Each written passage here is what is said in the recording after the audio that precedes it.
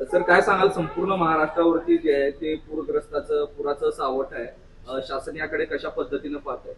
बघा, 2 दिवसापूर्वी मी सोलापूर जिल्ह्यामधील मोहोळ तालुका असेल, माढा असेल, करमाळा या तालुक्याच्या दौऱ्यांवरती होतो. काल लातूर जिल्ह्यामधील 5-6 तालुक्यामध्ये मी दौरे केले आणि नक्कीच परिस्थिती अतिशय भीषण आहे.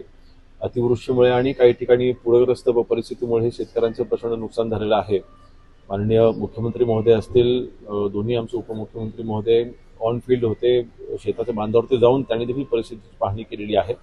आणि सर्वच मंत्रिमंडळ आम्ही ऑन फील्ड होतो आणि मागच्या 3-4 दिवसामध्ये जी काही ग्राउंड रियालिटी आहे, वस्तुस्थिती जी आहे ती आमच्या लक्षात आल्याच्या नंतर आम्ही देखील माननीय मुख्यमंत्री महोदयांकडे सगळी माहिती आम्ही पोहोचवलेली आहे आणि योग्य तो निर्णय शेतकऱ्यांची असूळ पोषणाकरिता जे काही आर्थिक ताकद शेतकऱ्यांच्या पाठीशी उभी करायची आहे नक्कीच ती उभी केली जाईल. धाराशिव जिल्ह्यामध्ये धाराशिवची जर आपण परिस्थिती पाहिली तर पूर्ण जिल्हा आणि त्यातील शेतकरी मेटाकुटीला आलेला आहे. ओला दुष्काळ जाहीर करावा अशी परिस्थिती निर्माण झाली आहे.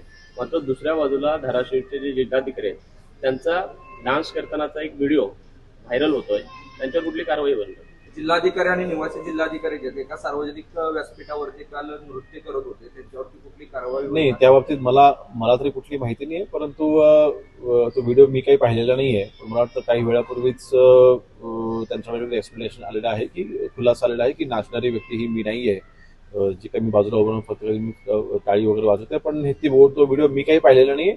परंतु या बाबतीमध्ये नक्कीच माननीय मुख्यमंत्री महोदयांचे ते अधिकार आहेत त्या आणि मुख्य सचिव आहेत त्यांचे ते अधिकार आहेत, त्या बाबतीत ते योग्य निर्णय घेतील. साहेब, महाराष्ट्राचा सांस्कृतिक महोत्सव होतोय, राज्याकडे एकीकडे पूरजन्य परिस्थिती आहे, अशा परिस्थितीत सांस्कृतिक महोत्सव घेणं कितपत गरजेचं आहे? त्याच्यावर करोडो रुपये खर्च करणं कितपत? नाही, मला त्याची खरोखरच कल्पना नाहीये, परंतु नक्कीच अशा गोष्टी टाळायला हव्या होत्या.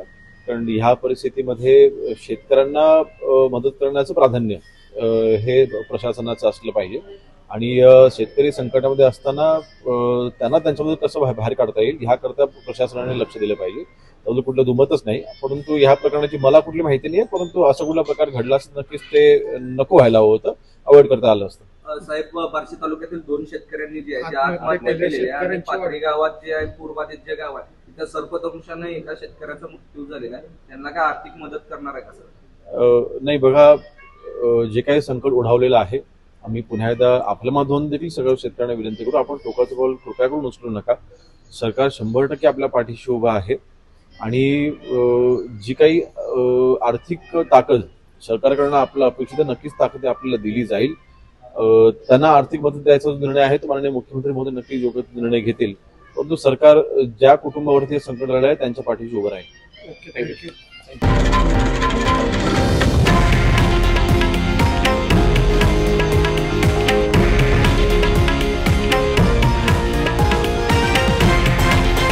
हे आहे देशातील नंबर 1 न्यूज नेटवर्क आणि आपण पाहत आहात TV9 मराठी, एकमेव.